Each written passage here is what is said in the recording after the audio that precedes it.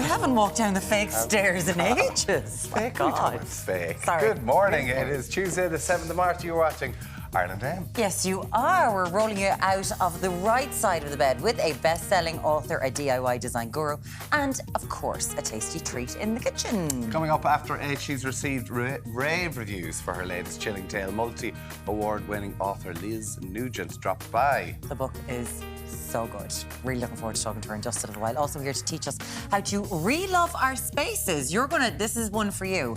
Fionnuala Jones and DIY designer Paul Kinsella. DIY ain't for me, weren't. Come on, No, you always like to pick up a drill. Yeah, I'm not very good at it. Also, the eviction ban is coming to an end. Yeah. Coalition leaders decided last night. What do you think? We want to hear from you. 0896 111 111. Are you a landlord? Are you a renter?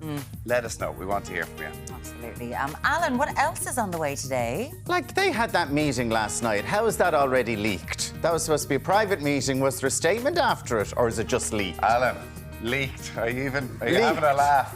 0896 111 get in touch. We're going to be discussing it at 15:15. Was it on Twitter? China had it before we did. It's fine with the cameras in the room. I'm joking. Now, what else is coming up this morning? Well, we've got cheese and pepperoni muffins in the kitchen, and we're getting crafty as we learn the art of basket making. What could go wrong? Now, is Deric there in Waterford? He is. Deric's in Waterford this morning. Good morning to you, Deric. I've got the blue and the white of Waterford on here this morning. It's a cold, frosty and quite an icy start. We have some wintry showers in across northern and northwestern regions out there today. But we've come down here to GIY. It's the Grow It Yourself Centre. We're going to be talking about sustainably produced food, environmentally conscious growers, and sowing your own seeds from scratch as we head into the spring, as we get into the summer. So I'm wondering, guys, do you plant your own stuff at home? Do you plant your own veg? What do you do? Just about to say, let's do a quiz with you. Show up vegetables, and you'll be like, I don't know what that is. I don't know what that is. I haven't a clue. Now, that's all coming up right throughout the morning. But now let's get our first news of the morning. Here's Cleona Russell. Thanks, Alan. Good morning. The coalition leaders have decided to lift the eviction ban as planned on the 31st of March. It's understood the Housing Minister, Donnacha Ó Beacháin, will now bring a detailed memo to Cabinet where the plan will be discussed. Well, our reporter Nicole Gernan is at Government Buildings for us this morning. Nicole, what will this mean for renters?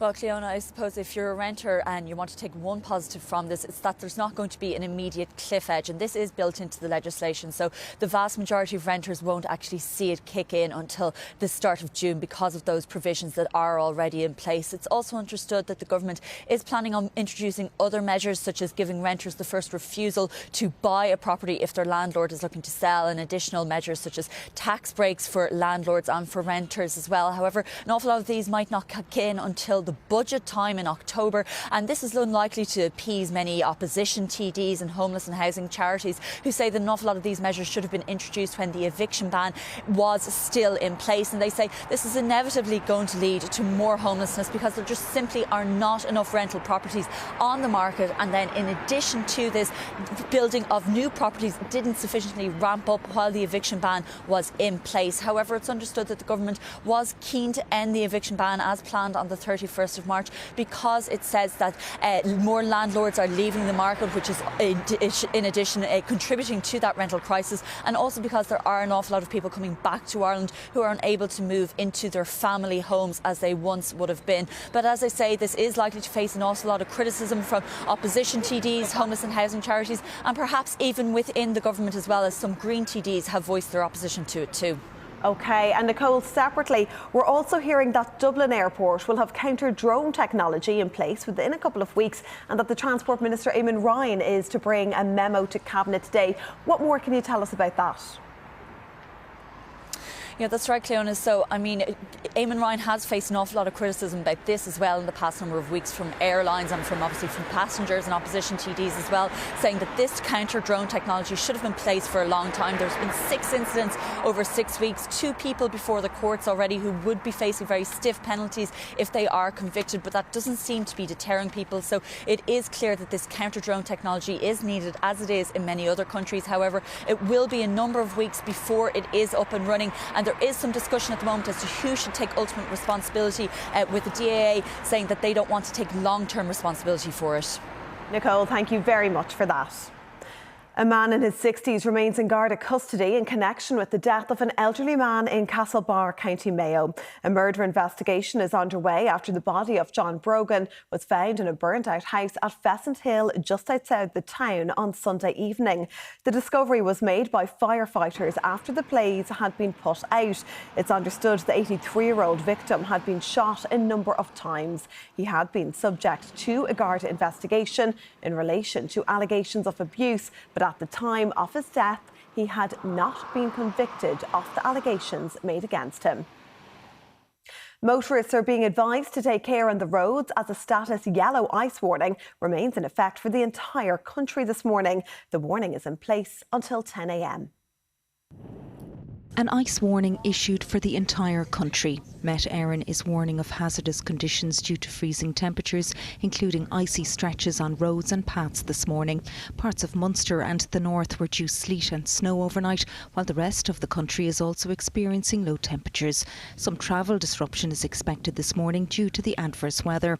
The cold spell is expected to last for a number of days. The outlook is for freezing temperatures until at least Thursday, with frost, ice and some snowfall possible. The Road Safety Authority has issued a safety alert urging motorists to prepare for cold weather conditions, while Age Action Ireland is advising people to keep themselves warm over the next few days. Trish Laverty, Virgin Media News. And finally, in Los Angeles, a shocking police chase that turned into a shootout was caught on camera. Police say a carjacking suspect led them on a chase before opening fire on officers with an assault-style rifle. The suspect eventually lost control and crashed the stolen truck, fleeing on foot before being tackled and arrested. Now it's over to Joe for all the sport. Thanks, Cleona. Republic of Ireland manager Stephen Kenny says he's not feeling the pressure to deliver results, but that he desperately wants to secure qualification for Euro 2024. Kenny's side begin their campaign at home to France later this month.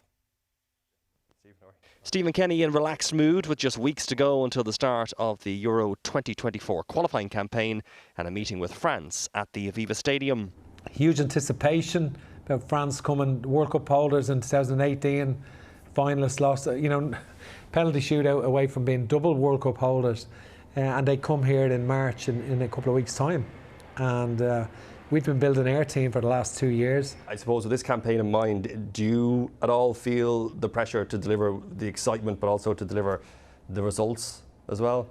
Yeah, not so much the pressure, but I think we desperately want to qualify for the chance. That's been the big objective, to qualify for Germany for the European Championships. We're desperate to do that. We've been dealt the toughest group we could have got, but regardless, we want to do it anyway, and that's our big objective. And whatever our obstacles coming our way, we have to overcome them. We have to get a couple of extraordinary performances and extraordinary wins to do that, and that's our objective. And we definitely want to do that. One player who will be hoping to play in that big game at the Aviva Stadium is Evan Ferguson. The teenager has scored 3 Premier League goals and 1 FA Cup goal for Brighton so far this season. Yeah, no, he's had a meteoric rise, Evan, and he got his opportunity, and he hasn't looked back. He does the simple things very well. He takes the ball in. He's very good at his back to goal. He has great movement in the box, and he scores different types of goals, included headed goals. So he's done very, very well, and he's a natural striker and great attitude. And he's only 18, so we can't expect too much from him too soon. Kenny is due to name his squad next week. Bernard O'Toole, Virgin Media Sport. Fulham missed out on the chance to climb into the European qualification places in the Premier League table last night as they lost away to Brentford 3-2. Matthias Jensen. Closer to home, and Shamrock Rovers are still without a win in the League of Ireland Premier Division. Stephen Bradley's side had to come from behind to secure a 4-4 draw at home to Cork City last night. Derry City sit top of the table with a 4-0 win over UCD. Chelsea manager Graham Potter believes his side can come through their European Champions League last 16 knockout tie against Borussia Dortmund, despite being 1-0 down from the first leg. Chelsea have won just 2 games in 2023, but Potter says the mood in camp remains positive. There's been a support for each other and a good spirit and a good atmosphere. At the same time, you have to take responsibilities and know that we're not in a good place from a results perspective. But as I said earlier, you know, if you win a game, the smiles come back. You're not quite singing on the way into training, but like Andy would maybe suggest we do. But everybody's happy. We're looking forward to the game. It's a fantastic opportunity for us. It's a great game to be involved in. Like I said, to trying to get into the last 8. It's half time. We're 1-0 down. We need to respond, and I think this group of players can do that. There's live Champions League and Europa League football on Virgin Media TV this week, including Bayern Munich against PSG tomorrow. Now, Scotland will be without second-row Grant Gilchrist for Sunday's Six Nations match against Ireland at Murrayfield. It's after he was given a 3-week ban following his sending off at their game against France. Gilchrist was given a straight red card following a dangerous tackle at the Stade de France, so he misses the rest of Scotland's Six Nations campaign. That's your sport for now. We'll have more for you at 7:30. Here's Deric with your weather. For car insurance, van insurance or home insurance, call the Quote Devil. Unless, of course, you've got money to burn. Thank you very much, Joe, and a very welcome down here to the sunny southeast. We're live in County Waterford this morning. We're at the GIY Centre. Grow it yourself. We're going to be talking all about food sustainability, food production and growing your own food at home from scratch. So that's all to come into the next hour. Anyway, let's take an opening look at weather together now with Oisin Moore and with us on cameras once again. And it certainly was a very, very cold night out there last night, wasn't it? And we still have that status yellow ice warning remaining in place until 10 a.m. later on this morning. So plenty of black ice on the roads if you are motoring out and about as well. Freezing conditions out there this morning, so please do take extra care. Sharsbury to top and tail the island, up around Donegal, pretty wet up there at the moment, and we've just seen a good dose of heavy rain here skirt the southeastern corner of the country, but elsewhere it is holding mainly dry now in that moderate to fresh northerly airflow. Now, right across the day, in fact, it will brighten up. We're looking really and across parts of Ulster to the northwest, because today we're going to see some wintry showers of sleet, a possibility of snow as well in across parts of Ulster through the northwest of Donegal, possibility there of Sligo into Leitrim as well, and it will be another pretty chilly day in store. Top values of about 4 to about 6 degrees, so it certainly will be a struggle in terms of that weather out there today. So do wrap up. Across then tonight, we will see cloud push up from the south, and that will bring with it once again some wintry showers, sleet and snow through parts of southern Leinster and into Munster as well. Black ice as well on the roads to take us through tonight into tomorrow morning as well, and another bitterly cold night in store. Sub-zero temperatures, 0 to -4, even -5 to -6 across some sheltered spots. So very, very cold out there tonight. So that's how it's shaping up here in a dry and settled Waterford at the moment. We'll be back again live at 7:35. For first-time drivers, young drivers, returning drivers, if you've had an open claim or have had too many penalty points. You're very welcome back. Now let's take a look at this morning's paper, starting with the Irish Examiner. Its headline: Primary schools in core subject reform. Primary school pupils will be taught foreign languages from 3rd class onwards, and schools will be given the freedom to reduce religious learning under sweeping reforms proposed for the curriculum. The Irish Independent's front page: murder suspect had pub row with person known to victim. Gardaí have harvested CCTV footage from businesses in a nearby village as they investigate the murder of a Mayo farmer. The Herald goes with a similar headline: Gardaí probe pub row before farmer's murder. It emerged that the man arrested over the killing of a Mayo farmer had been in a pub earlier in the day and had a row with a person well known to the victim. The Mirror's front page: OAP shot over 20 sex charges. A pensioner was shot dead by a vigilante, allegedly furious he had been acquitted of serious sex abuse charges, Gardaí believe. Sun leads with a similar headline: shot OAP on 45 sex charges. The OAP found shot dead in the burning home was charged with 45 indecent and sexual assault raps. The Star too leads with that story: vigilante shot OAP over sex claims. The 83-year-old victim walked free from court days earlier. Eviction ban is set to end as the top story on the Daily Mail. Coalition leaders have decided not to extend the ban on evictions, which is due to expire at the end of the month following late-night talks. And finally, the Irish Times also goes with that story: ban on evictions will not be extended. The moratorium on evictions will not be extended, the coalition leaders decided late last night, but will begin to lapse as planned at the end of this month. Now, as we just mentioned, coalition leaders agreed late last night to end the moratorium on evictions. That's going to be the 31st of March. That has been in place since just October. Joining us in studio to discuss this is Green Party TD Neasa Hourigan, and landlord Richard Quarry is on Skype with us. Good morning to you, Richard, as well. Morning. Neasa, let's start with yourself. It looks like late night talks means that the ban is going to be lifted, but you were very vocal against this. Why did you feel that you had to be so vocal on this change? I mean, a huge part of it is that I'm a Dublin Central TD, and you know, the services around homelessness in my area and the level of homelessness in my area is unprecedented. It's huge. My kids go to school with other kids in their class who are homeless, and I very much feel that this will result in a jump in homelessness figures that not only will, you know, put people out of their homes, but will also, you know, put services at breaking point. I will, in a month, have people in my constituency clinic who have been asked through no fault of their own. This is no fault evictions. This is not people who are not paying their rent. This is not people who are engaged in antisocial behaviour. I will have people in my constituency saying, I have been asked to leave my home. My kids are going to have to leave school. These are 5, 6, 7-year-olds who are going to have to leave school and move to another area. I don't know where those people are going to go. I don't think those hotel rooms are there for them. I don't think there's B&Bs there for them. I think that this will result in people in my constituency not having a roof over their head, children not having a roof over their head. Homeless figures during the eviction ban, they did increase. We've got the highest homeless figures that we have ever had in this state. Over 11,500 people are now homeless. So people will be like, well, it didn't work anyway. Why are these people getting evicted? Like, how are they allowed no-fault evictions? We're meant to have rent pressure zones. We're meant to have this eviction ban. What's going on? Who's taking up all these homes?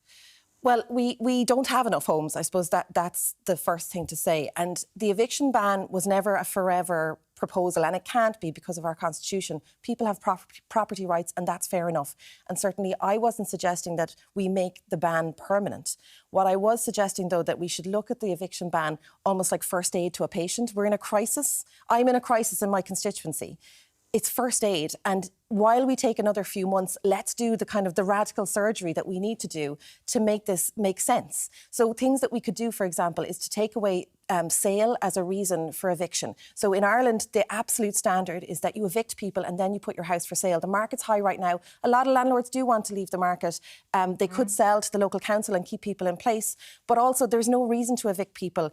In other EU countries, they don't do that, and it's not the end of the world. That's not the standard. We could remove that as a reason, and that would actually keep a lot of people in place. But from what I can see of the debate, and obviously I have no extra information than anybody else. It's the same as I'm learning it on Twitter, but it seems like they discussed a €14,000 tax rebate to landlords, or some kind of a tax arrangement for landlords, and very, very little else. That's not going to help people in Dublin Central. That's not going to stop those children having to leave school or move or take those roofs and put them back on people, give people homes. Yeah, listen, absolutely. And we know this is an issue. And sorry, can I just clarify? So this is just lifted. Once the Cabinet have decided this, it's not up to a vote process or anything else. It's just they've made a decision, that's it. Yes, exactly. And just to say, it's not really the Cabinet, because it's the three leaders who make this decision, and the Cabinet kind of seals the deal. They kind of rubber stamp it. You can see how frustrated I am by this process. Because you're a coalition member. I am a coalition member. And I'm so are you sitting there shouting at Leo Varadkar going, what the hell are you doing? I'm incredibly frustrated. I don't think any single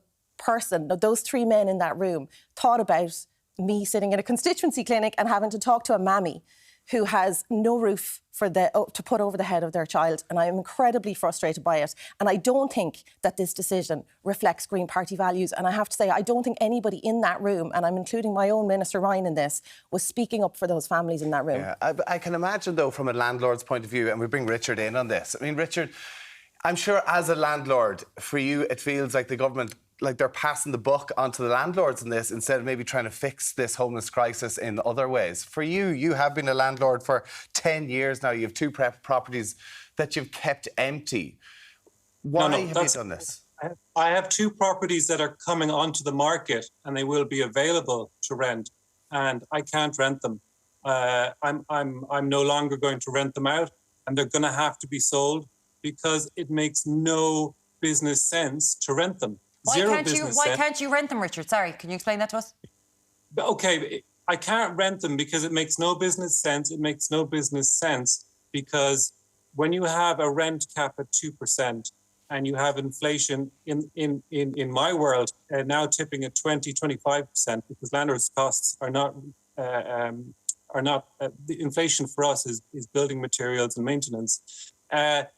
It makes no business sense to be locked into a business plan where your product is priced where you can only increase it by 2%. Sorry, Richard, hold on. Sorry, your house is built, right? So you're talking about maintenance costs. So this is the inflation you're talking about. Are you talking about the increase in interest rates, or are you locked into something like that? Because I just want to figure out how you can't make a profit. Like, I've got a landlord, and that landlord hasn't been in my house in 5 years. He hasn't done a thing.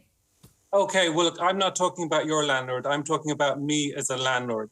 I've had dozens of tenants. Every single one of them has been excellent tenants. All of them have had their full deposit returned. I want to stay in the business being a landlord. I think I'm a really good landlord, but this business makes no sense.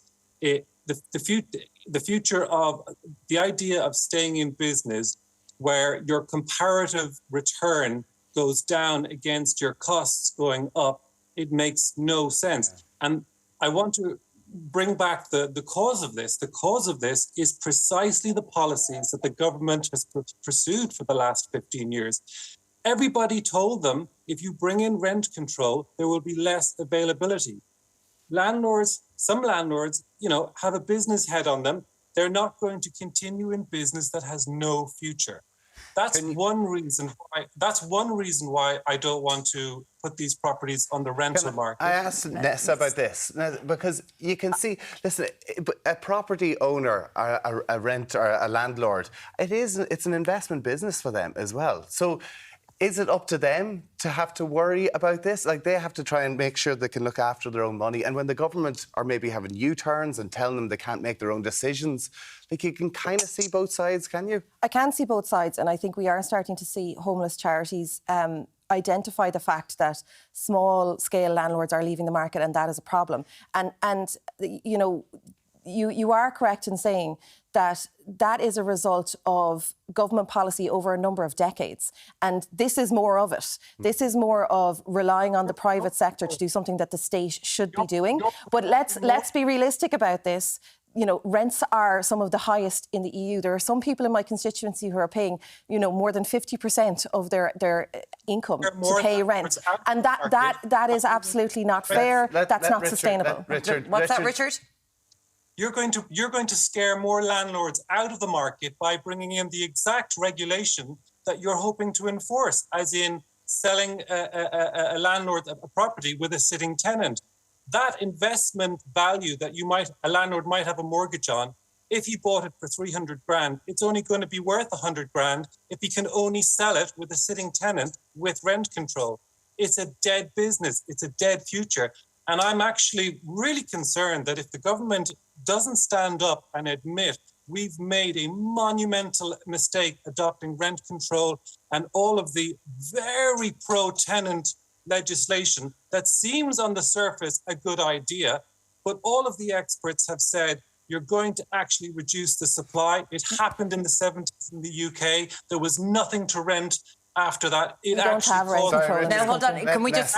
We have, Richard. We have had rent pressure zones, and around the world, I know we live in a capitalist economy. There are places where they do work, where there are rent freezes, and that's what happened. But can we talk about what's going on here? We've got a private landlord there, Richard, who has got 2 places to rent, and he says, I can't rent them, it's not worth it, there's no. He has 2 places that are vacant at the moment in the middle of a housing crisis. What he's saying that's coming up. No, now, but they're coming onto the market. They're coming onto the market, yeah, as you mentioned, Richard. So that's one issue there. We also have a country here that's full of corporate landlords. I mean, we have it's corporate landlords absolutely everywhere. These 2 properties will be bought by corporate landlords. No, I understand. Richard it's not worth him staying in the market because it's not a worthwhile investment. But that goes to the heart of it. You don't have to pay the tax. That goes to the heart of it because homes should not be an asset. And we shouldn't be inviting in large-scale corporate entities as an asset. The state should be providing homes. And there are schemes in other countries whereby when landlords, small-scale landlords, because so many of them are there and they didn't really mean to be landlords, they bought during the boom maybe. We do have accidental landlords. There are schemes throughout the EU whereby houses. There are schemes throughout the EU whereby people are properties every day. Hold on, Richard, hold on. Where people want to remove themselves from the market, it's the state who buys those homes and that they can keep tenants in place. And that is something that we should be looking at. We should also be looking at incentivising landlords through tax incentives to give people security of tenure. At the moment, the security of tenure is 6 years and you can pretty much when it's a private landlord, they're paying up to 40% of what they're getting on the home in tax, and you've got a corporate landlord who's paying only 25%. It does seem like a fairly unfair system when the corporate is all for profit. Corporate landlords are a tiny percentage of the landlords in this country. The majority of landlords are small, independent landlords that are the backbone of the renting industry in this country, and you're pushing all of them out. All of your policies are encouraging landlords. We know 7,500 are leaving, but more and more corporate landlords are around the country when it comes to places. You can see exactly, Richard, how heated you are over this. And if you say it is a lot less corporate landlords in the country, we want to hear from them this morning, 0896 111 111 on this, because this is something, obviously, it's so divisive, because, as you say, you're going to have people coming into your party office. Well, you don't agree with the coalition leaders on this. This does not represent green politics. This does not represent our party policy. This decision in no way represents what members are saying to me. And of course, I can't speak for all of them, but I don't see anything in this decision that reflects, you know, the part of the coalition that we make up. You lost the party whip before in relation to the National Maternity Hospital. Are you getting towards breaking point with what's happening with your party?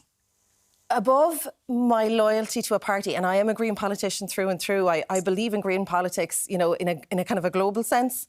I have a responsibility to my constituents, and I can't tell you how real the housing crisis is in Dublin Central. And, you know, what we were talking about here today is the fact that the small landlord, private, even the large corporate model of private housing provision for tenants doesn't work. No. It is broken, and this decision is more of the same. This is just the same rhetoric, the same status quo over and over again. Listen, it's something we hear all the time. We know the housing policy is messed up in this country, and how they're going to fix it, I don't know. But listen, we've run out of time. So Neasa, Hourigan, Green Party TD, thank you so much for coming in and giving us your opinion on that. And of course, Richard Quarry, a landlord, thank you so much for joining us as well this morning. 0896 111 111. We'd love to hear from you at home on this.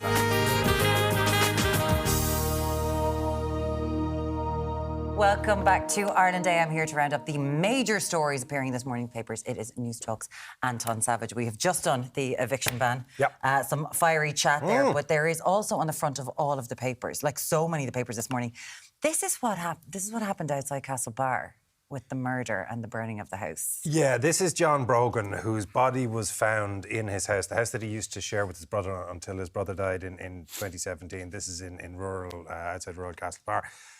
He himself, it seems, has an interesting background. Yeah. Because he was facing 16 charges of sexual assault relating to a period in the late 80s, early 90s, which were dismissed. Many were dismissed. Some were, he was found not guilty of them. This was only in the, I think, a number of weeks ago. He was still facing another 46 charges of sexual assault. To appear for trial in the summer. Correct. Now, again, he was innocent until found guilty of any of those and had previously been acquitted of the charges. But it is an interesting facet of the individual. And, of course, a reminder of what happened in the case was passers-by noticed that there was a fire in the house. They alerted the Gardaí. The Gardaí arrived to discover that not only was the house on fire and there was somebody deceased within it, the deceased being John Brogan, but that he had suffered multiple gunshot wounds from a shotgun. There's now, of course, an investigation into that, and what they've revealed is that the Gardaí are looking into CCTV footage, all the CCTV footage they get available from the local communities, and one of the things they found is a row between two individuals in a local pub the day before, I think, the murder happened, one of the individuals being known to John Brogan or being a close friend of John Brogan, and therefore the question is whether or not this is relevant. We won't know the answer to all that, of course, until... But we do know a man in his 60s has been arrested. Correct. They have a suspect. Yes. A man in his 60s has been arrested and the investigation continues, and we'll have to see whether or not charges are brought. Absolutely. Some story outside of Castlebar there. We're going to move on to this. It started yesterday on the front of the papers, where primary school pupils will have freedom to reduce religious learning is the story. So this is, for the first time in 25 years, they want to change the curriculum in primary school. Yeah, they have this weird notion that maybe kids should learn stuff like maths and French rather than Jesus. But yeah, I know, it's call it cutting edge. Look at you go. Look at him go this morning, everyone. So it used to be that you could teach up to 2.5 hours. Now, keep in mind, primary school children are not in school all that much because the days are relatively short and there's a lot of time dedicated to colouring and asking teacher questions and stuff. So 2.5 hours. They're little kids. It's true. Parents around the country throwing stuff at the TV. That is, yeah. It is true. And the colouring's lovely and it's nice to get a picture when they come home. But they dedicate 2.5 hours of this to religion, which is a lot. And it's a legacy of Ireland being just that little bit. 2.5 hours a week? Out of not a very large time, and much of it goes on colouring. So what they've now done is they've said that there'll be a maximum of 2 hours per week, but there can be a minimum, I think, of an hour and a half a week. And Norma Foley has made a comment, something along the lines of, well, you know, the whole education thing, it'd be nice if they learned some facts. Yes, fact-based subjects such as science and math, and a reduced emphasis on religion. Yeah, correct. And you know, if you feel that your kid is under-religified during the week, I'm sure you can top it up yourself, but no harm that they cover things like maths, French, English, spelling, which, of course, our primary school system does to some degree of success. If you look at it internationally, we have a very, very good primary school system, and this plays into their strengths. I do love that every single time that we're here, someone's like, well, in school they should learn, in school, and the teachers are like, what? Like, are we now teaching them absolutely everything? So now teachers are going, do I have to learn French? What's going on? Yeah, and then do they have to learn the French? Yeah, because you can now decide to do the language as well. But they're also saying, like you're saying about the teachers and what they can teach you, there'll be an emphasis on well-being and levels of anxiety and mental health. Now, how is a teacher qualified to talk to pupils about that? Yeah, this is, again, that dividing line of at what point are you asking the teachers to work in loco parentis? Like, there's certain things that are parents' jobs, and some of the kind of stuff, there was a move within the curriculum to move towards competency-based teaching rather than fact-based teaching. Now, this has been a corporate trend for a long time, where you effectively take grown adults and say, I'll make you a better Christian over the next 5 years while you work for me, which, of course, is entirely specious, but we've based a whole lot of corporate training and development on it. It sort of leaked a little bit towards primary school and is now coming back out, but there are a whole series of issues, like the issue of things like transgenderism, which the CPMSA, which is the Catholic Primary School Management Association, has written to the department saying this has nothing to do, we've nothing against anybody and their views or their lifestyle choices or their personal realities, but it's not the job of a primary school to teach kids about difficult social issues. And the pushback is, well, where else are you going to learn about difficult social issues? There was incendiary headlines about that yesterday, when essentially they were just going, what are we expecting teachers to do? Rather than, they're like, we've got no issue, absolutely no issue at all. And I completely understand that this is very complicated for an awful lot of people. The fact is, if they want to teach a little bit more French or German or Spanish, like, this is a good thing. Do we, like, I did how many years of education and my Gaeilge is pretty bad. Like, all this, it has to be, they want to do it in 2026. Well, we've got to give teachers a bit of time, right? If you want to lean into that one, there is the argument as to whether or not their time would be better spent when it comes to languages, teaching them one that might be handy in Europe versus Irish, because Irish does get a significant degree of prominence in the primary school curriculum compared to foreign languages. And when do you use it? Exactly. Are you enjoying this morning? Well, are you enjoying this? If we all just sat down and said, we're now the god of the education system in Ireland, what would be useful for kids? You want them to be able to spell, do maths, and if they were able to speak a bit of French or Spanish, wouldn't that be great? That'd be your target list. Yeah, but Paul Mescal made it cool again, OK? No, but like, what good is it to most people when they leave school? We want to talk to you. If French or Spanish or whatever could be a lot more useful to them. 0896 111 111. How do you feel about this new changes to the curriculum? And in 2026, Anton Savage has said, dump Irish, essentially. Thanks, Maureen. Thanks for that summary. I really appreciate that. And that people do a lot of colouring in. A lot of colouring in. We don't have time to do IFTAs, and that's actually what I wanted to talk to you about. We're going to talk to you again. Thank you so much, Anton. Thanks, you'll have me back. Great. Still to come now, as tensions continue to mount between the US and China over Taiwan, we're going to be examining what's next for the East Asian island. It's quite a first hour on Ireland Day. I'll talk to you shortly.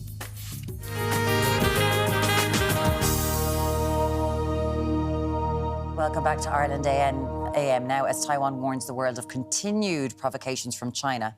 Are we on the brink of another war similar to the one in Ukraine? Well, back from his recent trip to Taiwan, Professor Donnacha Ó Beacháin is here to give us the latest. Good morning to you, Donnacha. Great to have you with us. Can you give us the latest on what is the situation at the minute between China and Taiwan? It's very tense and has been tense for at least a year now since Russia's invasion of Ukraine, because from a Taiwanese perspective, they see their situation as very similar. They're small. Taiwan, people don't even know how small Taiwan is. Ireland is 2.5 times the size of Taiwan. But it's a population of 22 million. Absolutely. If it was in the incredible. EU, it would be the 6th largest country. And 70% of the world's microchips, semiconductors in which we depend on for phones and computers, are made in Taiwan. So it's an essential part of the global economy.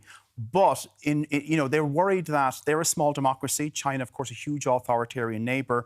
Its economy is much, much bigger. And of course, China considers Taiwan to be a historical part. See, this is the thing. Yeah. We're going back. This is going back a decade. This is going back a very long time of Taiwan being we are self-determined and China going, no, you're ours. Yeah. And this is a flashpoint because we know Nancy Pelosi visited Taiwan last year and China have said no interference from the US. Yeah, they essentially, the Chinese initiated war games around. They blockaded Taiwan. They wanted to show Taiwan what they could do militarily. And they wanted to send a message to the US, leave Taiwan alone. This is a red line for us. And as you know, China and Russia are, they have an unlimited friendship, according to themselves. So we have to take what China says seriously here. And we don't know to the degree to which the US will support, or indeed the West generally will support Taiwan. That makes, of course, the Taiwanese very nervous because they are an island. And if a war started, it would be very difficult to get help to them. Unlike, there's no Poland, you can transport weaponry and stuff like that. So they need to prepare now, and they are preparing now. So, for example, President of Taiwan, she extended the compulsory conscription for men from 4 months to a year in recent times as well. And they have another problem as well, demography. They're much smaller than China, and of course they have a very low birth rate. So they're very worried. So you mentioned there it's a red line for China. Joe Biden has been outright and said that he will support Taiwan if there was any move made by China. What is the situation then? What are China thinking, given that Joe Biden is very clearly saying he's got Taiwan's back? Well, they don't know to what degree that's true, that they have Taiwan's back. Taiwan, at the end of the day, we often forget this, is not a recognised country, unlike Ukraine. So Ukraine has the support of the UN Charter. Taiwan is this imaginary country in many respects. It's one of the 20 biggest economies in the world, but it's not a member of the UN. We don't have embassies there, and so on. So they feel that they're illegitimate in the world's eyes. And just as we had illegitimacy in Irish law regarding children, and children who were considered illegitimate had less rights, similarly with states which are illegitimate are considered to have less rights. And they're worried that if China invaded, they wouldn't get the support of the international community in the same way that Ukraine would. And over the years, why is it that China haven't gone in? We've seen since the British handed back, in inverted commas, Hong Kong, what has happened there. There's been an awful lot of protests. The democratic rights are being slowly eroded as the autocratic Chinese government comes in. They're much bigger. They can stroll into Taiwan. They can. They can't quite stroll in. The Taiwanese are developing what they call the hedgehog approach. Right. That it's very, very difficult to pick them up. They have invested a lot in their military. They are an island. It would be very difficult to attack. Their military is 150,000 strong. You need a 3-to-1 advantage when you're an attacking force. That would mean 500,000 Chinese troops. China's much more integrated into the global economy than Russia was. So the idea is that to make it...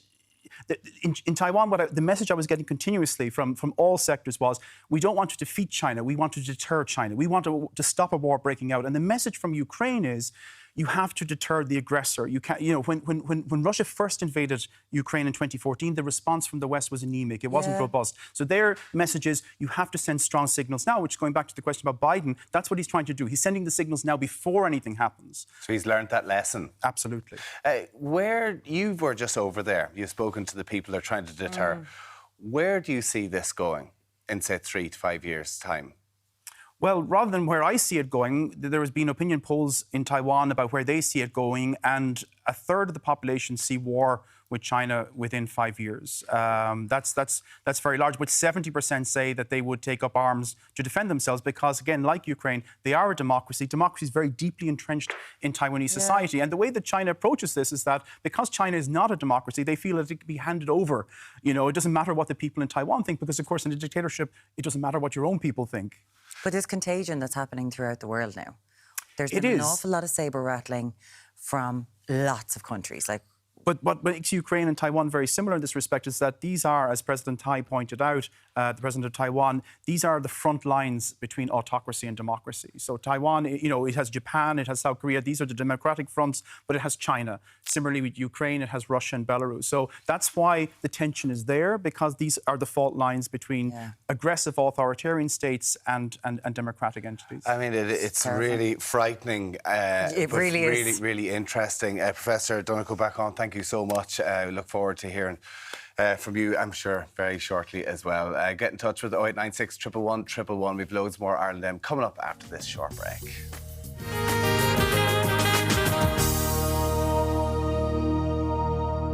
Green Party TD on Neasa Hourigan, who you could see the emotion and the frustration. She was getting quite upset over it, wasn't she? Yeah. Because she's dealing with people who are in her constituency who unfortunately who are worried sick that once this is lifted, they're going to lose. Some of them may be on the street. Absolutely. Yeah. She said there are children in her children's class that will not have a home in like a month and a month's time. A message here from Jackie said, we have received our notice and we are trying to find a house to rent. Between prices and so little property available, we don't know where to turn. It's a nightmare situation for us. Prices in Dublin have gone absolutely mad and are only for the well-off with the big jobs. Something has to be done for people on jobs less than 35 grand a year. Yeah. It's the have and have-nots. That's one thing to remember, because if the average price is 2,200 a month in Dublin, for rental. 1,800 in Cork. And Steve says landlords should be able to sell their own property if they want. The addition of regulations and rent caps during the period of rising interest rates means being a landlord is not as attractive as it once was. And we know that. And then there's going to be more interest rates next week with another 0.5%. So, you know, when your mortgage is so high and your rent is not even covering your mortgage, why would you stay in that business? Oh, yeah, exactly. Like, why would you stay in that business? It's a business for a lot of people. And I mean, they can invest their money, they can sell off their properties now and put their money into something else where they can actually make more money off. And it shouldn't, you know, is it up to the landlords that the government have got them in this situation? But that's the issue, that is being seen as a business for an awful lot of people. And we understand with corporate landlords, that's what it is. But we had no money in the 60s and 70s and we were able to build more social housing than we can right now. Ray says, I am a small landlord with one modest rental property which has a mortgage. We fear we may have to sell due to the constant interest rate hikes as the rental income doesn't come close to covering the current mortgage. And then when you go to that going, so who's going to come in and buy there for the highest thing? As you mentioned earlier on, corporate landlords are buying up private houses. Of course. But I mean, will the tax breaks help? And if the government come in with these tax breaks, that they will give small landlords like that a tax break to and incentivise them to keep their house. Why can't they look at small landlords and go, OK, so you pay up to 20%. Once you go over the rental income threshold, it's 40% in tax that you're then paying.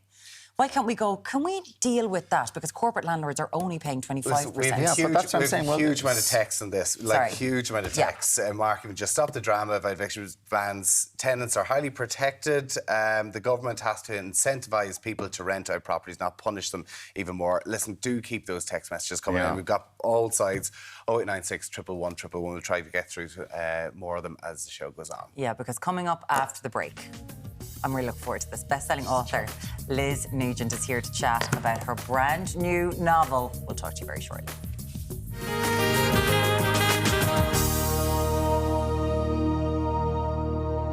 Welcome back. Our next guest is an international best-selling, critically acclaimed author. Warren's very giddy about this. Who counts know, Graham Norton, Kerry Condon as fans. Sure, that's a nice thing here to chat about her latest book. Good morning to Liz Nugent. Good morning, Liz. How are you? Morning. It has been. I've been going on about this book for months since I read it because it's phenomenal. But so many people have read so many of her, Skin Deep, Line Weight, all that kind of stuff. Can you tell us about Strange Sally Diamond? God, it's such a hard one to talk about without spoilers. Yes. But I can't say. It starts with Sally is atypical. So she takes things very literally. Her world is black and white. So when her dad jokes about his death and says, when I die, put me out with the bins. When he does die, she puts him out with the bins. And that's the opening, that's chapter 1. But afterwards, she finds letters that he has left behind, which include his funeral instructions. But he also reveals to her in the letters about her true background. She always knew she was adopted, but she didn't know the real history behind her her early years. Dun, dun, dun. OK, very good. Don't give any more away. But it is, I just want to say, because I thought that was really funny, the bit about put him out with the bins, and she literally did I'm it. glad you saw the funny. I thought it was, because I'm sure that a lot of people are like, what's wrong with you? That is so dark. But there was quite humour in it, because he knew she was literal. Yeah. And he just didn't think. No, but she is funny as well. She has a good sense of humour. She hates being laughed at, like all of us. Yeah. But she has a sense of humour as well. She does. She's very good. It's set in New Zealand. Part of it. Part of it, sorry. Yeah. Is this down to a challenge you got set? Is that true? Well, yeah, I went to... I was on a book tour of New Zealand in 2019, and I went to a library in Wellington, and during the Q&A afterwards, one of the audience members asked me if I would ever consider setting a book in New Zealand. So I thought, maybe I will. And then that afternoon, I was driving down the Karori Road, which is this kind of road that runs from the suburbs right out into the wilds, just outside Wellington. And there were signs up on the streets saying, please don't walk your dog in this area, because there is poison down for possums, because possums are like rats in New Zealand. They can take over the place and everybody hates them. So there's a big push on to cull the possums. So you can't walk your dog in this area. And I thought, my God, that would be a great place to dump a body, because, you know, it's always dog walkers who find bodies, you know. And I just thought, well, if you can't walk your dog, nobody's going to find a body. And I didn't actually use any of that in the book, but I just kind of, it got me thinking, it got the head going about New Zealand and the possibilities. And I love the way the brain works. Like, that's what you just think, and you're like, dead body. Yeah. Morning show. Whatever about New Zealand, that's the next book then. Set it in the challenge is set. To host in a morning show. Fierce insomnia. What happens behind the sofa? Losing Nobody knows. I think that's been done. And I think it's called The Morning Show. The Morning Show. You could do it much better. Now bring a murderer. I'd have to kill one of you. Yeah. That's all right. You'd win. Eeny, meeny, miny. That's fine. Because, so for this book, this is takes place in different countries. It's very expansive. Did you have to write an alternative ending for America? Yeah, the Americans just wanted a bit more of a hopeful ending. Like, this book does end on a hopeful note in some way. I know you're looking at me, but in some ways it does, because it ends... You know that this generational trauma is not going to go on. Yes, for example. okay. Whereas the Americans wanted a more hopeful ending for the main character. Boy so I Meets gave Girl, them Boy one. Kisses Girl, is that what it is? Not quite. No, not a happy ending, just a more hopeful one. Gotcha. So It's only a tiny change. It didn't really make a huge difference. No. It's really easy to do. I have to get the American version as well. happy one. You used 5 sensitivity writers. What are sensitivity writers? Sensitivity readers are people who for example, I have lesbian characters, I have black characters, I have psychiatrists, I have some people would say neurodivergent characters. And so I had to guide to people who had expertise in those areas to make sure that, you know, everything I said, that there was nothing offensive. For example, I had Sally referring to herself as mentally deficient. And the psychiatrist came back and said nobody would use that term, even in the 80s, you know, when the book kind of, when we go back to the 80s or whatever, nobody would use that term. And it's a term that her psychiatrist father had called her or had labelled her. And they said no. It's So really I just changed interesting it to do that, socially isn't it? deficient, because it's her interaction with the world. That And she's do all kind scared of authors have to kind of do that now? No, it's a choice. It's a choice of the publisher, really. So again, it was the American publishers who wanted all of that kind of sensitivity reading. But it's kind of nice, because when you're writing a book with characters that have a different background or experience from you would have a lived one, isn't it nice to kind of do them justice? I kind of think if you can write a book without offending anybody, why would you not? Yeah. You know, really? So, I always talk about it as responsible research. I get that, I mean, this is your 5th book. I mean, best-selling author. My mother-in-law, when I heard you were coming on, blown away. Take me back to when it first started. Like, to think that Is it right with your first book you had to go through so many different publishers who were saying no, no, no? Yeah, there was on the 19th rejection, I asked my agent to stop telling me about the rejections. Because wow. There was a lot more than 19. I just said after the 19th, she said she'd gone through 19 and got rejections from 19, but she was going to continue on.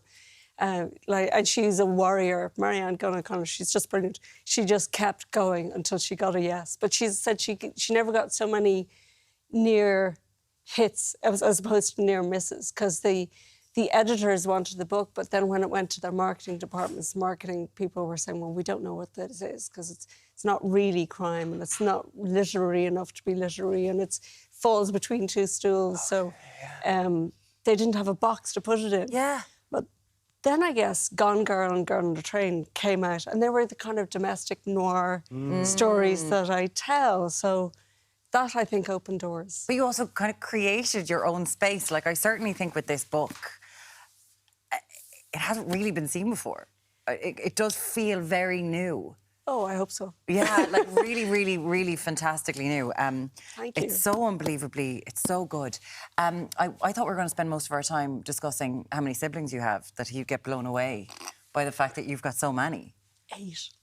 8 siblings. You need to more. Yeah. Can I have more? Well, if it was 10, if it was 10, I'd definitely go for it. 8's kind of acceptable. The amount of people I bump into now who actually do tell me they have 10 siblings. I mean, they have to be lying, surely. No, there can't be that many. Elaine Crowley. Well, contraception was illegal until 1986, so you know, it explains it all. Yeah. You've got a birthday in the family today. Birthday in the family. My nephew Conor Creamer is 12 today. And I asked him, you know, what he wanted for his birthday. And he said, can I be honest? And I said, absolutely. And he said, money. And I said, great. I said, what are you saving up for?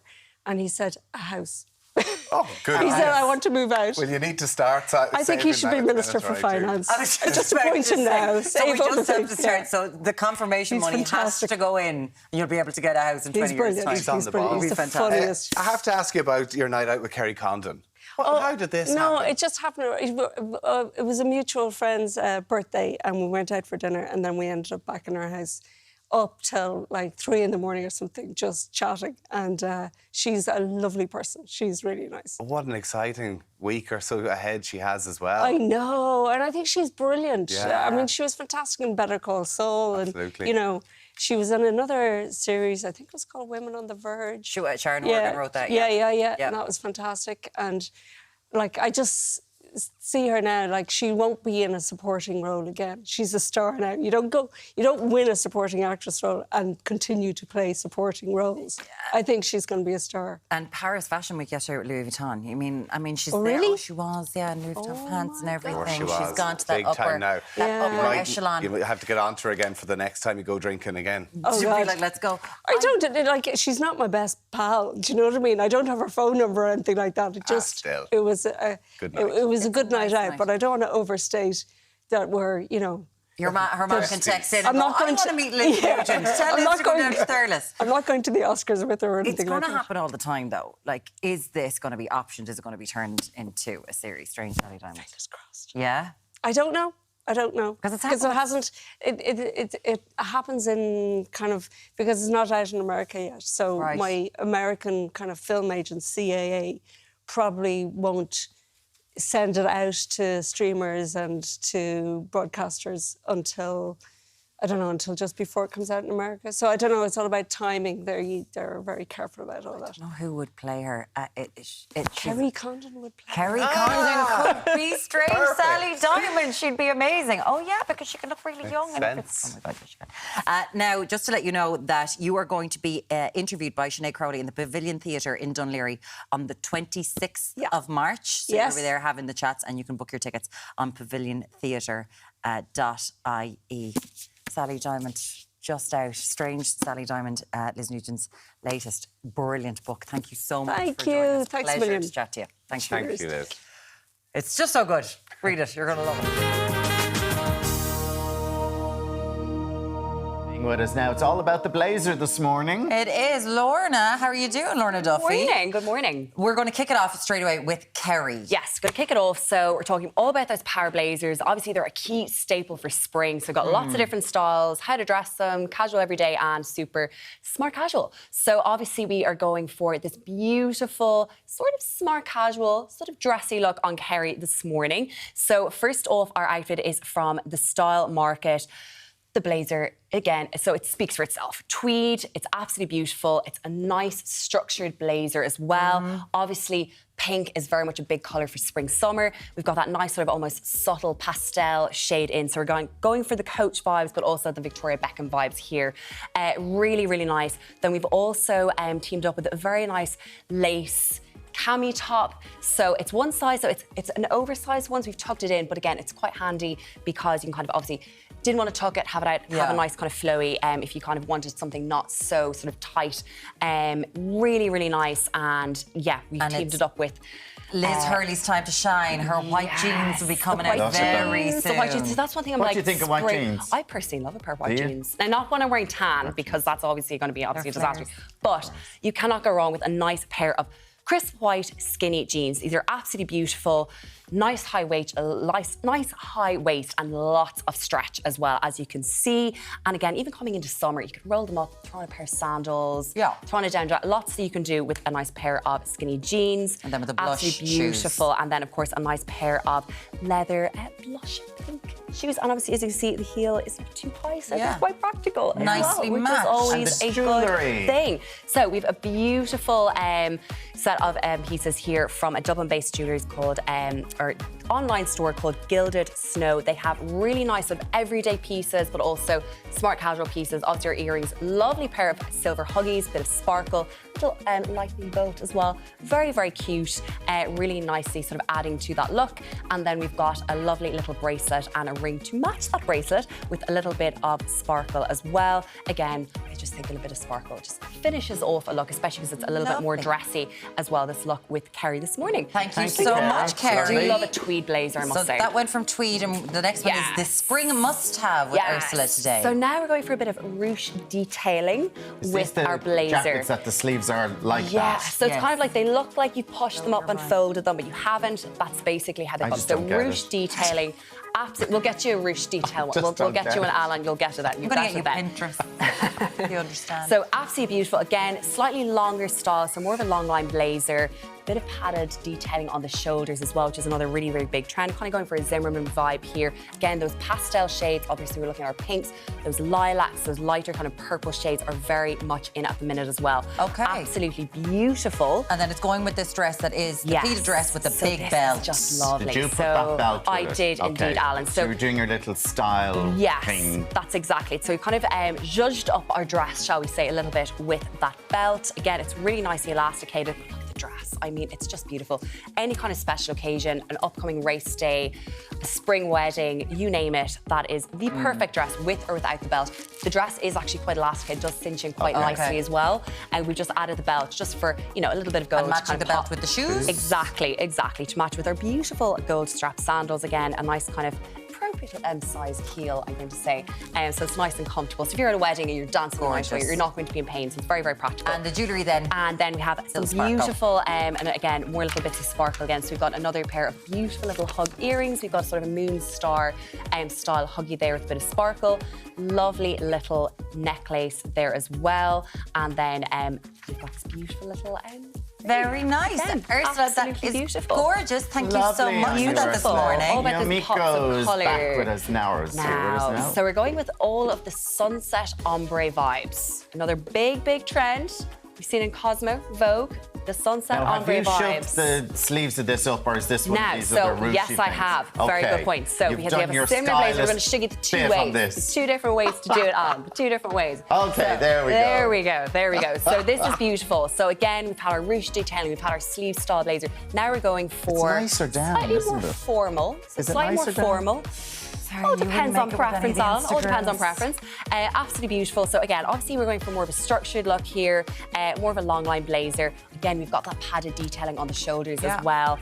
And of course, those sort of oranges and reds and coral colours. lovely colours, like we're actually, saying, really, really in at the minute. And then a tiered absolutely dress. beautiful. So this one here, again, this full look is from Nicola Ross Nace. They have the nicest selection of obviously slightly more casual pieces and then obviously the more dressy pieces as well. So absolutely beautiful. We've got a bit of animal print in our dress.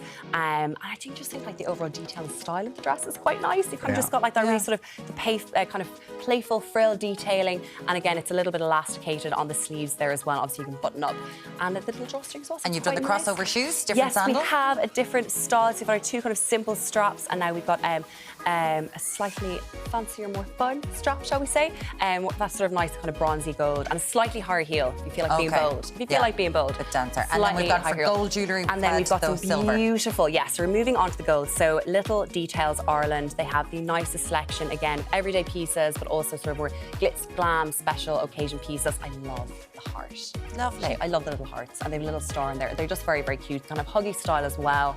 And then again, we've got more gold here. We've got a beautiful little sort of rope style bracelet and a matching ring. a lovely Ring little there. ring as well to finish off our look. Miko, that's gorgeous. Thank you so Beautiful. much. And it wouldn't be anything if we did a blazer without a suit. So Kerry's got a suit for us. Yes. So if you need to just jazz up your 9 to 5 wardrobe.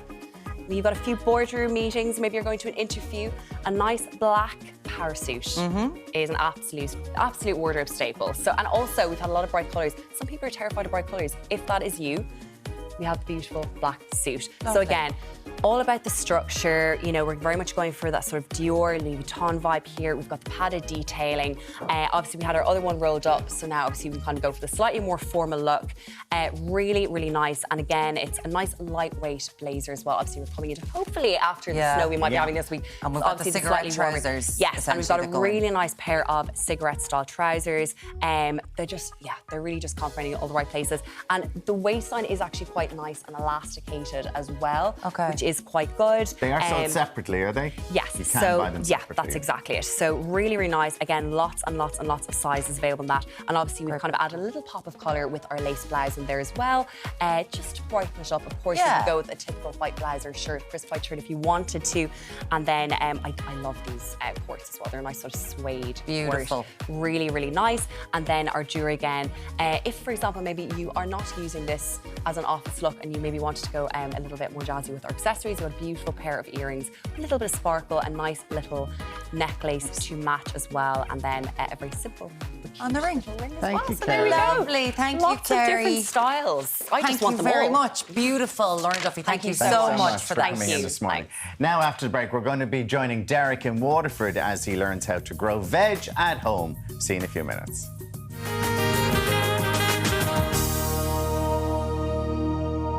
To Ireland AM. Deric is in the garden flexing his green fingers this morning. Thank you for that demonstration. Yes, there you go. Thank you. Green fingers over here. What vegetables are you bringing us back, Deric? Yeah, guys, I'll tell you, we've a whole heap coming your way now right across the morning. Mick Kelly here from GIY Grow It Yourself Centre here in the Daisy Counties with us. Mick, let's talk about the GIY movement because it's blown up over the last couple of years, hasn't it? It really has, Deric. Yeah, it's been an unbelievable couple of years, actually. So we started in 2008.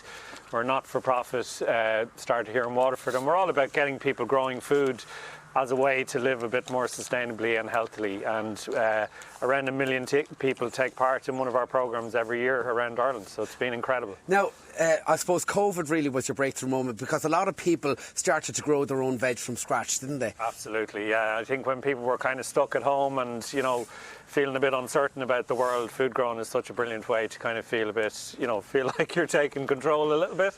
And just such a lovely mindful thing, good for your mental health and all that. So it was unbelievable during COVID, the amount of people who started growing. Now, on a worldwide scale, let's talk about food production and food sustainability because we're in a tricky space at the moment, aren't we? Yeah, I think that's fair to say. Like, it is a bit tricky. We know the food system globally is a big contributor to climate change, around a third of greenhouse gas emissions and so on. So it's up there as one of the leading causes. And I think all of the science tells us that we need to be kind of adapting some new food behaviours. We need to be eating more plants, wasting less food, buying more local, more seasonal food and so on. And I think growing your own food is just such a brilliant way for people to kind of adapt those food behaviours quite naturally over time. So sometimes the the real impact of food growing happens kind of outside the veg patch. You know, it's happening in the supermarket aisle. Even really. looking across the pond at the UK at the moment, like they have fruit and veg shortages, don't they? Yeah, and we have a little bit of that here as well. And it actually, to me, what that does is it shines a bit of a light on the fact that we're eating a lot of unseasonal food. So we're talking about shortages in things like tomatoes and cucumbers at this time of the year in March, which we when it's normally freezing. shouldn't be eating, really. Yeah, exactly. I mean, this time of the year, I think our bodies crave, you know, starchy root crops and things like that, and not hydrating veg like tomatoes and cucumbers. So I think it really highlights for me that we need to get back in tune with the seasons, the rhythms of the seasons. The Super Value Let's Grow campaign is up and running. These boxes have already gone out to primary schools all over the country. Tell us what's in them. Yeah, so what's in the boxes, these are winging their way to teachers at the moment. Over 50,000 kids will be taking part in Super Value Let's Grow this year. We give the teachers everything they need to run an in-classroom growing programme for the kids. So they get the little biodegradable planting pots like these. They get the magic compost discs, which we've been having great fun with here this morning. So they expand when you add water. Okay. So we're able to ship the compost easily. And then the 5 different types of seeds. So this year we're growing cress and salad leaves, pumpkin, sunflower and peas. And it has all of the sort of supporting materials the teachers need, so curriculum plans and all that to, even if teachers aren't feeling very confident about teaching kids how to grow, everything they need and is they can grow them in the box. classroom or even bring them home and watch them grow Yeah, as well. exactly. Now, Emily, Exactly. you've been a little busy bee here this morning. Why do you like growing at home? Because it's the joy of seeing the plants grow and to eat them when they're done, because fruit and vegetables are like really, really good for your immune body. And what's your favourite thing to grow? Probably either pumpkins or carrots or peas, because I like carrots. I have them in my lunch every day. Yeah, good girl, good girl. And tell you're from where? I'm Australian. And where's Mum from? New Zealand. Dad is from? Scotland. And you're growing up here in Waterford? Yeah. So that's a proper mix. Now we're going to pop over here to Oscar. And Oscar, tell us, what do you grow at home? I grow tomatoes, potatoes. What else do you grow?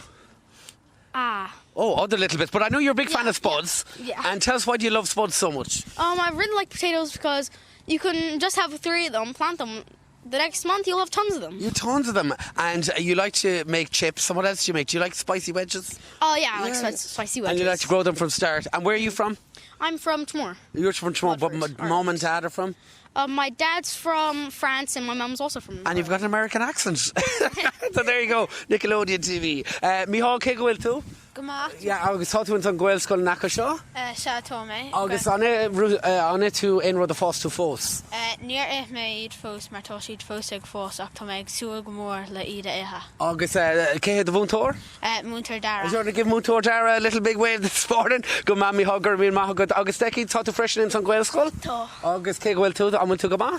Tá. And what do you like to grow at home?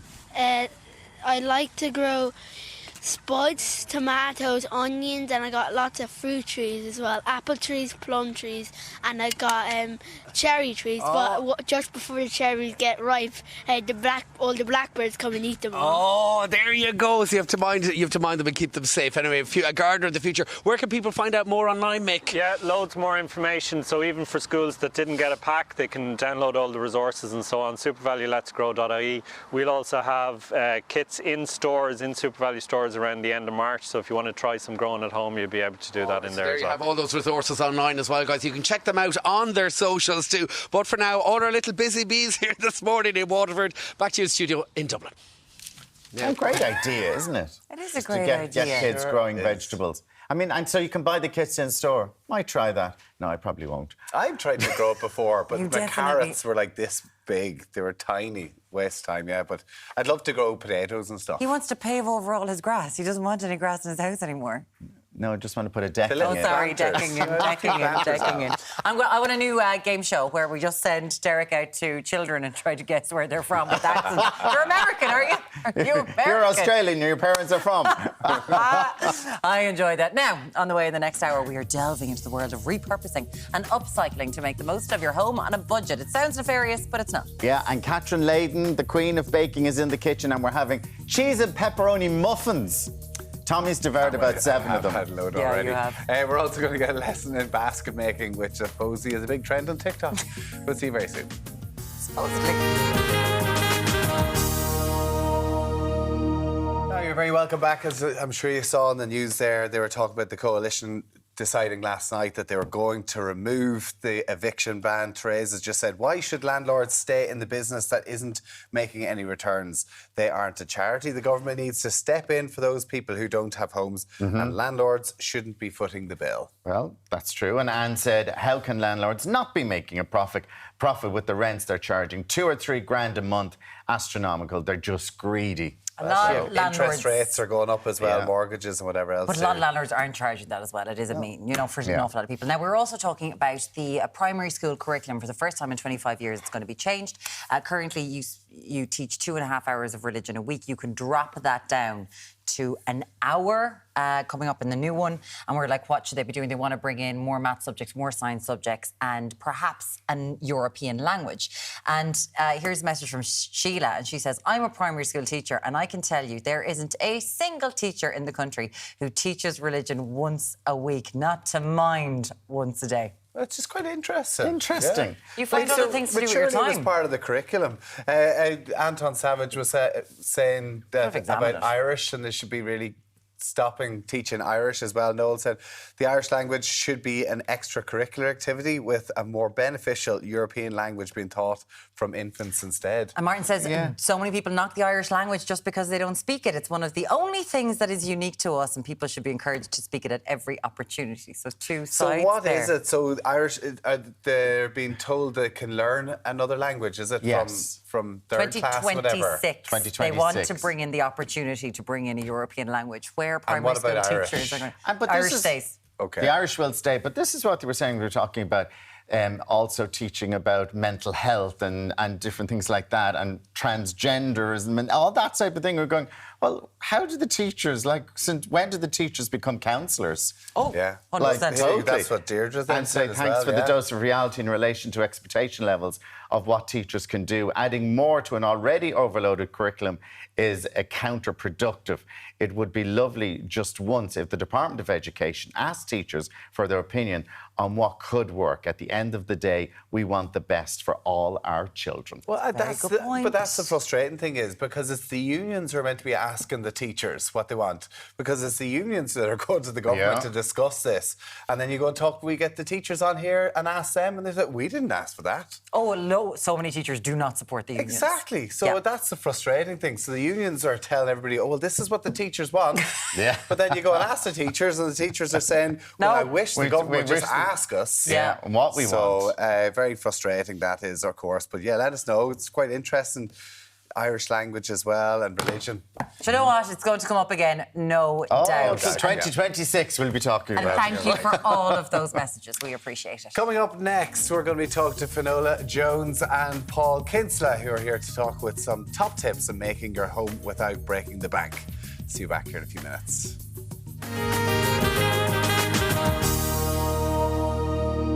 Back now, whilst DIY might terrify some people, not this fella, give him a drill, always looking for the drill. A new show is proving that you don't need to be an interior design god to recreate a space. Really?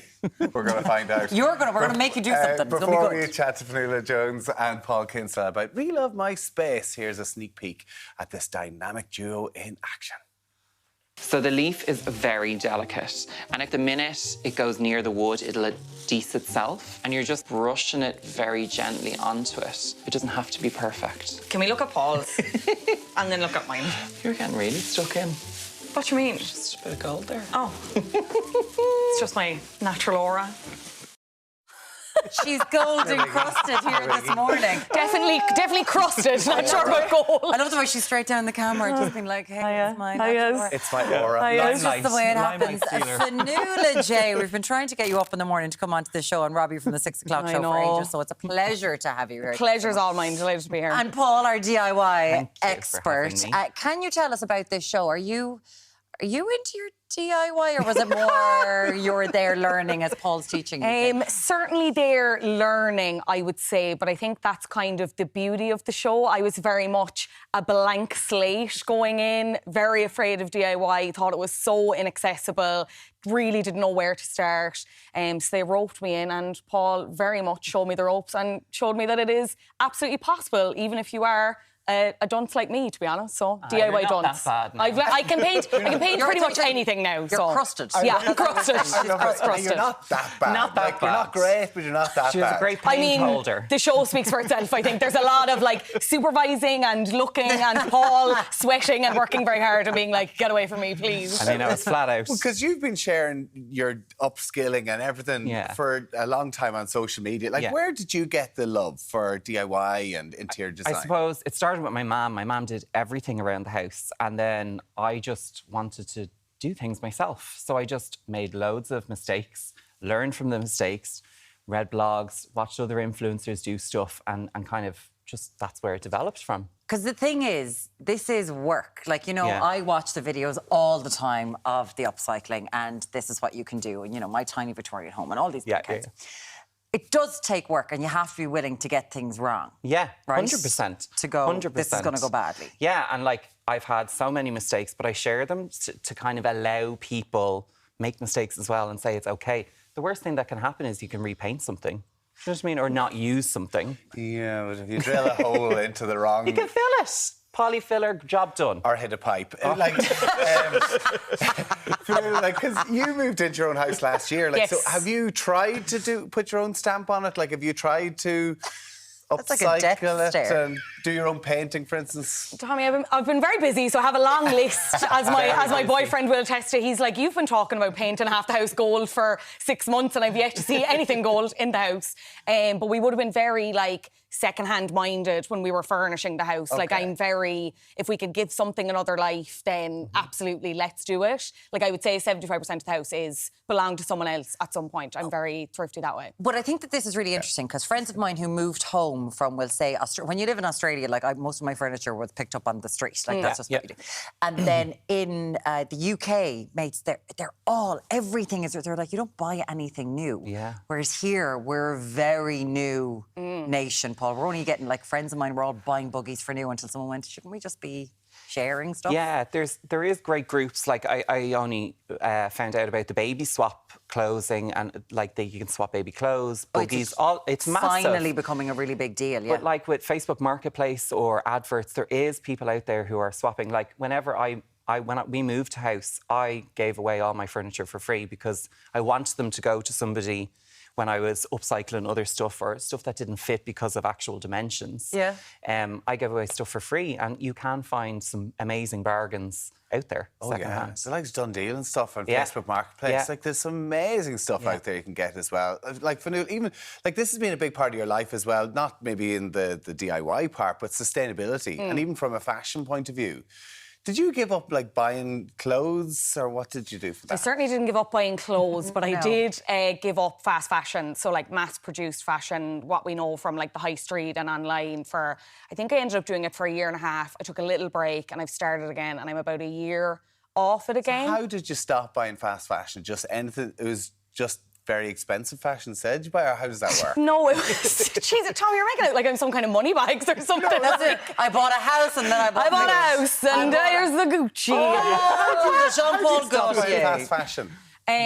Just with a little bit more thought, and I think that's, you can apply it to buying second-hand furniture. It's just kind of taking that pause and being like, do I need this? How is it made? Why does it cost like €3? Just taking that beat and taking that breath. To be honest, my biggest thing is just shopping less, and that's the thing that I recommend to anyone. And again, you can apply that to furniture, you can apply that to makeup. I think we're in a real culture of instantaneous buying and purchasing just for that instant hit of gratification without kind of thinking of the repercussions of, you know, what happens after I've bought the item and then I'm sick of it. You know what I mean?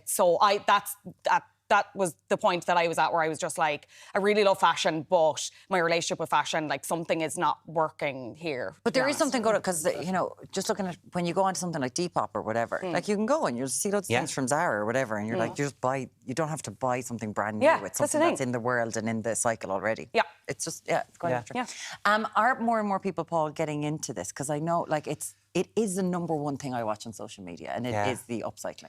I think people are seeing how accessible it is, and the more simple you break things down for people, the more they begin to step outside their comfort zone and start to upcycle stuff. Like we were talking there about the secondhand, and I suppose like a lot of people, I did an upcycle of a chest of drawers there with a Hessian hack to give that kind of cane rattan. Do you know the rattan? Sorry, thank you. I was like, what? Yeah. So the rattan webbing is like a bit of a trend that's happening at the minute. Okay, do you know it's like weaving? Know it well. Remember the 1970s chair? It's like a jungle thing. Okay. Yeah, exactly. Listen, I'll take your word for it. Okay. So that's a kind of trend. And instead of going out and buying pieces like that, I did an upcycle with fabric to give the same effect with some moulding around an old chest of drawers. And it was immaculate, and she had it in her family for 18 years. And it looked brand new. Wow. You'd pay you'd pay so much money for it new, like, and it was something that she had already that you were able to make just so nice and lovely again. And it probably cost, I'd say, 20, 30 euro between moulding and fabric and new handles. And it actually was easy. Even watching it, I was like, I could do this. I did, yeah. I did. So have you got a few things here for us, like people at home even, just a few ideas? Yeah, I suppose, like, I spoke about recently on one of my channels there, instead of going and paying a lot of money for under-counter lighting, there's these kind of magnet lights that you can slip underneath your counter to give light. It's just little tips that will show people you don't have to spend a huge amount of money. As well, if you're lucky to move house, you probably don't have a huge amount of money to be doing stuff. Like, we moved into our first one, that's what's put me on this journey, was to kind of not cut corners, but I had to put money into insulation and windows rather than pretty decorative things. Yeah. Okay. And you can get those in like loads of different places. Yeah, loads of different. IKEA, these are from Amazon, but you can get them from loads. And then the tiles. So the tiles, I recently did up my pantry with these. They're like stick-on tiles, and they give you that Subway again. It's quite popular. You just take this off. You just take it off and you stick it on. It's like a jigsaw. How do you get to the end, though? How do you square off the edge? Scissors. You literally cut them, or a Stanley blade. This is a good idea for people who are renting as well. 100%, yeah. Oh, look at it there!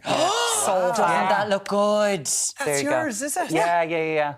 That was really impressive. Yeah, it looks amazing. And then the shelves are made out of another kind of contact paper, which we used in the show. Yeah. It just brings a new lease of life to wood or furniture. I'd love to. I'd try this. I think you should. My wife ends up throwing it out because I make such a mess of it. But it's just persistence. You make your mistakes. 100%. Move on. This is like the next step up from the contact paper. It's like, if you remember, I don't know, years ago, your mum used to cover your school books with very similar to that. It's a slow release glue, so you can pull it off, put it back on, and you can take your time with it. And what have you done with the books? You've created a shelf. Again, coffee table books? Yes, I've said a lot. They're kind of trending at the minute. And again, some people can't afford €50 coffee table books that they'll never use, and they'll just do them from aesthetics. So I've taken charity shop books, painted them a colour to work in with my colour scheme of a room, and kind of just gives the same illusion. And then with styling, I kind of work with even numbers or the rule of 3.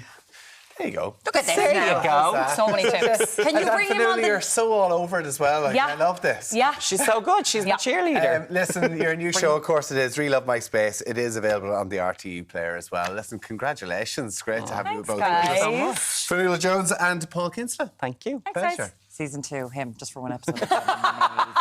Yeah, relove my home. Don't think so. Re-wreck my home. Thanks for coming in, guys. Coming up next, Leyden is going to be making cheese and pepperoni muffins, and I am starved. Up next, we're trying out some bite-sized snacks that will help you stave off that hunger during the day. Well, it hasn't done the job for Tommy. No, Catherine Leyden, we need these quick. No, tell you. Good morning. I've got them coming out now to the oven. And what are they, Catherine? We're calling them muffins simply because they're baked in a muffin tin. But they're not muffins. They're really a variation on a Yorkshire pudding, for example. And what you've got? So like just a batter, cheese and you put in grated mozzarella and pepperoni, which we're going to do in a moment. I'll do all that, and you can show us how to make them. Oh, look at Tommy straight over to get some. I'll just take good care of these now for you, Catherine. Here, put that one on. What? Oh, there's another one, is there? There we go. All right, how do you make them, Catherine? Make them very simple. 125 grams, 4 ounces of plain flour, which we have here. Now, you get this prepared in a minute. To that, we're going to add a teaspoonful of baking powder, which is the same amount above the rim of the spoon as beneath it. We're also going to add a level teaspoonful of oregano or oregano. Oregano. That's very hot now. No, they're very hot. Yeah, No. no, Tommy, give it a second. Give it a Level second. teaspoon, right? One here. And They're you very just popular. combine those ingredients together. Just a few seconds with your hands. Why do you put the oregano in it? For flavour. What flavour is oregano? Oh, it's very nice. Kind of a It's herby oregano flavour. They wouldn't be... Now, here we have 180 mils of milk and 2 eggs, right? So you just beat the eggs and the milk together. I mean, this just couldn't be easier. Batter. Just combine them together. Then transfer them to the dry ingredients. Now, a child could make these, Alan. You can make them yourself. I swear, they're so good as well. The And they're lovely. pepperoni and stuff in them. Pepperoni. And they're so light. Yeah, like... I don't even put salt and pepper in them because there's plenty of salt and pepper in the pepperoni. Yeah. OK? So now, here we have our chopped pepperoni and our grated mozzarella. Toss that in. And we're nearly ready for off. Now, it's quite a liquidy mixture, as you'll see. So it's easier to transfer to the tin if you leave that stand for 10 minutes. But we don't have 10 minutes. I was going to say to you, because with Yorkshire puddings, aren't you best to, like, leave them nearly overnight or leave them for a long time to kind of set, to kind of let the air into them? And I don't like Yorkshire puddings, but they're not really like Yorkshire puddings. They're much nicer. They are much nicer. Now, we're just going to... No, don't like Yorkshire puddings at all. I think they're really dry stuff. I know you put your gravy on it. They're not really an Irish thing. They're not. No. You get it with the roast beef in the UK. Correct. But not here. Now, just pour the mixture into the tins, about half fill them. Now, I'm using these mini muffin tins. Okay. Hence the name Muffin came about. OK? And because I find, to be honest, those muffins are vulgar. They're so big. Oh, some of the huge, like the big American ones. Now, they're huge, yeah. Now we just toss these in. It's very vulgar to have a big muffin. Absolutely.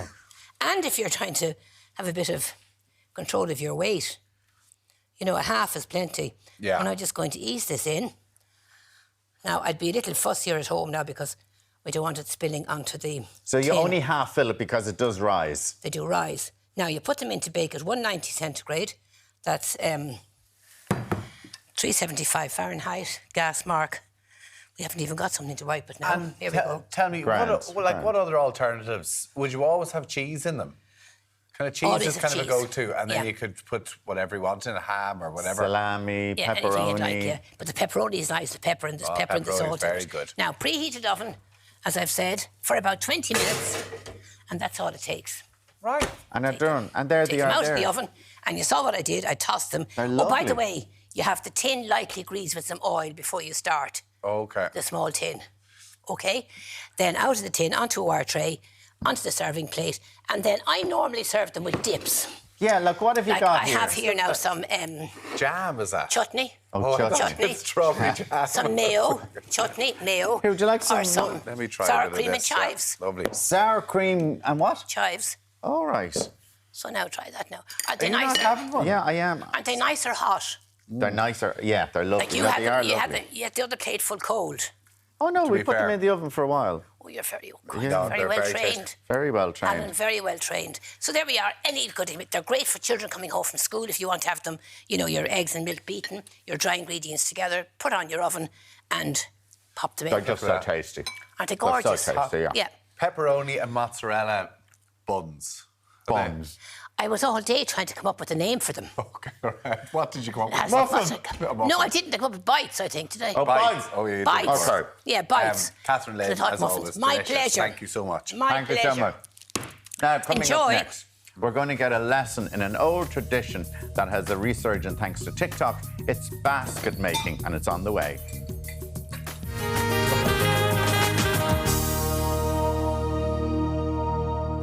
I tell you, fight to Guinness. Yes. Our next guest is reviving an old Irish craft of basket making, and his videos have amassed tens of thousands of views on TikTok. Yeah, and he's going to show us how to make a basket ourselves.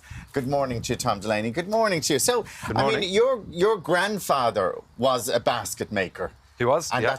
Is that where you got it from, or was it because of all these trends on TikTok and getting back into it now, or did you continue from your grandfather? No, I didn't continue from my grandfather. It's more I fell back in love with it later in life. I was working with my hands, and I'm a big fan of folk crafts and traditions and Irish culture and things like that. But you do remember him making the baskets? Oh, yeah. And you have some pieces? I do. I have some pieces that he made and things like that, yeah. What material do you make them out of? Everything is made out of willow. Everything that you see here. And is that easy? Is it willow all over Ireland? Is it easy to source? It is, yeah. I source mine from a mixture of 3 places at the minute. I forage from the roadside. I grow my own. Really? I do, yeah. Okay. Yeah, so I look like a bit of a madman out there taking rods from the roadside, but... So how will they come? Like when you see them just like this? On the sides of roads, often they fall off trees and stuff. Yeah. Well, luckily on the side of... fall off. Well, you know what I mean. You know. Yeah, well, luckily on the side of the road, the council always cut the hedges. Yes. Oh, yeah. So that essentially coppices it for you. And then I come along and I just take the fresh shoots off it. Like, for example, I wouldn't make a whole basket out of willow. Well, out of foraged willow. But this red that you see in this basket is foraged from the roadside. So I might just introduce the foraged willow just for a splash of colour. But if you weren't to do that, how do you source it then?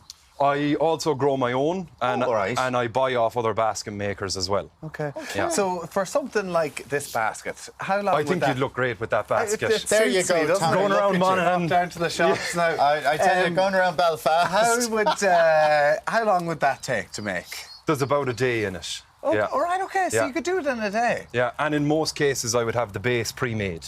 Wow, okay. So I might do two. Because the base is that... Like, it's different, obviously, to the way the rest of it is. Exactly, and with it, you could have the base pre-made, and it isn't going to go bad or anything. You know, you can make a few of them in a day, and then you can. Okay. So, and is there like a life guarantee with these things, or? Oh yeah. Oh, like if you look after the basket, it'll last you 25 years. Yeah. Wow. Yeah. And TikTok, how much is that? This is 195. 195. Now, people might say, "My God, that's a lot for a basket," but I mean, it is a handcraft. Yeah, and they're timeless pieces as well. Like, they become focal points in people's homes, and they're talking points, and it's handmade as well. And you think about like the open fire you have, or whatever else, have a basket full of logs. Like, it's gorgeous, it's a lovely thing to have in the house. Yeah, like this Guinness basket, it'd be nice to see that in every Irish pub in the country. Yeah, it really would be cool. Is that a club now? Every Irish pub. Get old crafty. Old crafty. How has supply TikTok every Irish helped pub? you?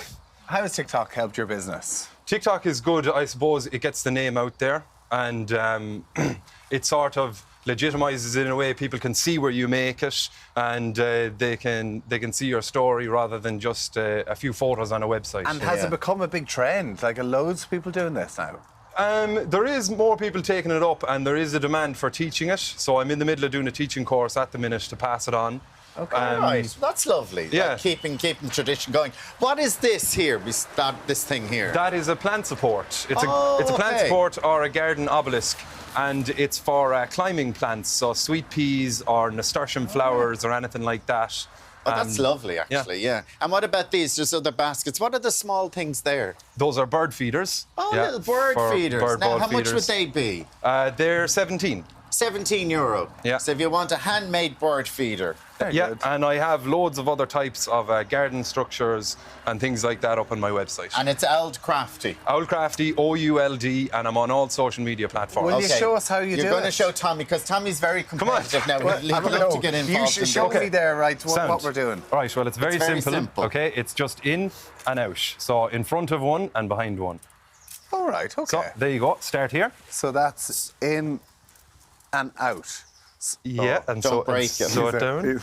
Slow it down. Yes, don't break So don't bend. See, I'm bending that. You're you don't want to do that, do you? Yeah, well, it's more in the thumbs. It's more in the thumbs. So if you want to get your 2 thumbs near the piece. What do you mean now? Sorry. I'll show you here now. So we just go back there. Oh, you took mine too. Look, Tommy, so your thumb here, and then and that's see it. what he's doing. So keep your thumb here, and it's You've actually broken that one, haven't I? You're all right. You're all right. Okay. So in there. No, you've broken that now. With that, Yeah, it it's is perfect. broken again, It's isn't perfect, it? Tommy. It's perfect. How do you... Yeah.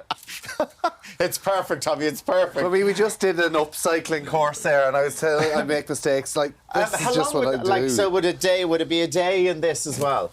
Yeah, well, that That'll one is... take me a year to This do one, this. this one is going to be like that round chopper down there at the front. And to be honest, I really enjoy making these pieces, so I might make 2 of these in a day. Okay. Do you know, like, Well, I can be give quick Al a with go. them. See if you can But try. do you not get bored? No, it's actually pretty... It's actually fairly therapeutic. Is it therapeutic? Yeah. And, I mean, it's a skill as well, and it's kind of passed down from your grandfather. Like, it must be lovely, like, family tradition to do something like this. It is, yeah, it is. And, like, I was one of those fellas, I had a million jobs before this, you know, so... Oh, really? Yeah. I don't where think are you you're meant to go, based? you're not meant to go all the way around, Al. They're all meant to... You've left a big gap there now, you see. You're all right. I'm putting my own personal design on this. So what is this going to turn into eventually, Tom? This one is going to be like the round chopper down in front. Oh, where's the round chopper? See the basket with the handle here? Oh, yeah. Okay. Yeah. So you get up to a I level. can see Mirren going to the shop and getting our fresh bread and the loaf that they've just taken out of the oven. That's me. And your eggs That's and me. your cheese. I'm such a crafty person. I know, but I mean, it's really I think that's cool. absolutely So you get beautiful. to a sort of level and you chop it. Is that what happens? No, so these uprights that you see are driven in to the base, and then I kink them up, and you weave up the sides so far, and then once you get far enough up, and I introduce different colours along the way to sort of frame the basket. Okay. And then once you get up so far, you kink the uprights, and that becomes the border. Ah, okay. So Very it's an incredibly strong structure, really, when you think about it. It's amazing. Beautiful. Owl Crafty. People can find you on Facebook, Instagram, TikTok. Yeah, everything. Yeah, Owl Crafty. Owl Crafty. And same as my website as well, Owl Tom Crafty. Delaney, thank you very much Tom, for that. they're beautiful. Pleasure. Thank you guys. so much. We They're love the absolutely dungarees as stunning. well. No. We've got loads on the way tomorrow. We're meeting the new leader of the Social Democrats, Holly Cairns. It's International Women's Day, and we'll be joined by Terry Prone and Aoife Grace Moore and be weighing in the issue of gender inequality. You're going to be catching up with Bod as well? Brian will And Alan will be here asking, are you bored? Bye.